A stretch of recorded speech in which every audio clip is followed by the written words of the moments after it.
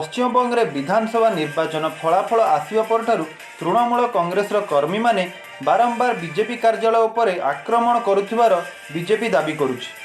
पश्चिमबंग में नंदीग्राम आसन में पुनः भोट गणति पर टीएमसी दाबी करुथिबा बेले निर्वाचन कमिशन एहाकु खंडन करुथिबारु एपरि परिस्थिति सृष्टि होइतिबा नजर आछि।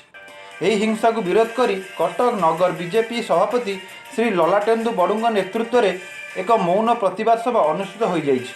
एही सभारे दलर कर्मी कल्याणी महला, सत्यजित महला, पूर्णचंद्र भंज, जोगेन्द्र बेहेरा, सुभाष महांती प्रमुख उपस्थित रही। ललाटेन्दु बड़ू कटक नगर सभापति भारतीय जनता पार्टी, प्रिय केंद्रीय सभापति राष्ट्रीय सभापति माननीय जगत प्रकाश नड्डा जी आह्वान क्रमे आज सारा भारत रे उपवास और धारणा कार्यक्रम प्रत्येक मंडल रे प्रत्येक कार्यकर्ता घरे पश्चिमबंग हिंसा विरुद्ध रे करूछु।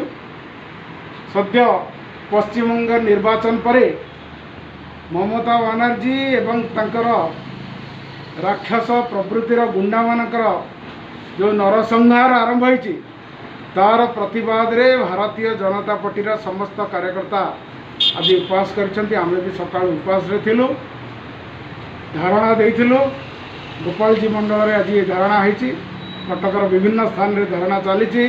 समस्ते घरे उपवास रही निजर प्रतिवाद विभिन्न पोस्ट माध्यम रे जाहिर करछन्ति। शांतिपूर्ण उपाय रे आमे प्रतिवाद करूछु, दाबी मध्य करूछु राष्ट्रपति निकट रे, पश्चिमबंग राज्यपाल निकट रे ए नरसंहार तुरंत बंद हो।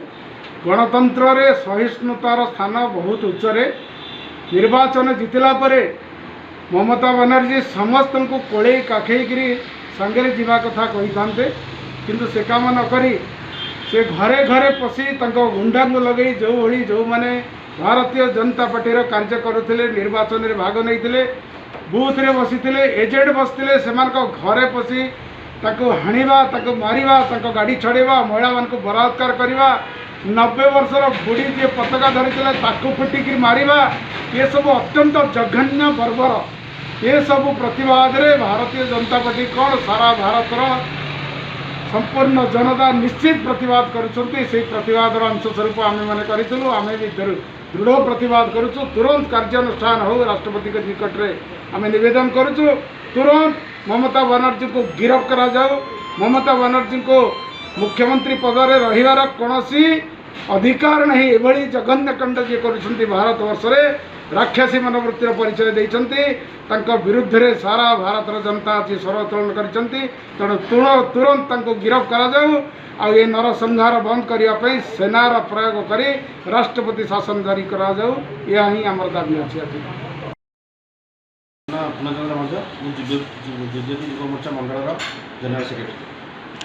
कौन पाई आज प्रतिवाद जो आमर कलिकतार जो चली टीएमसी जो बर्बरता, जो आमर ममता बनर्जी हिंसा चलती, अराजकता चलती, से आम दृढ़ विरोध करूँ और दृढ़ प्रतिवाद करूँ। प्रतिवाद आप कौन दाबी रखिए सरकार पाखे? प्रतिवाद आम सरकार दाबी रखू जे ममता बनर्जी को टीएमसी हटा जाऊ और राष्ट्रपति शासन से लागू करा जाऊ।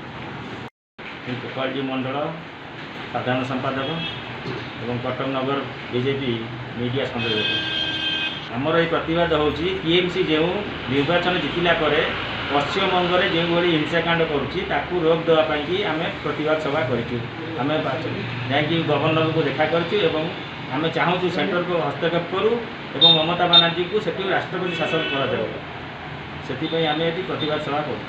कल्याणी महला गोपालजी मंडल भाई आज पश्चिमबंग ममता बनर्जी लोक मान हणाकटा कर इलेक्शन पर जो बीजेपी आज सारा राज्य ये कर प्रतिवाद कर इस्तीफा दिया।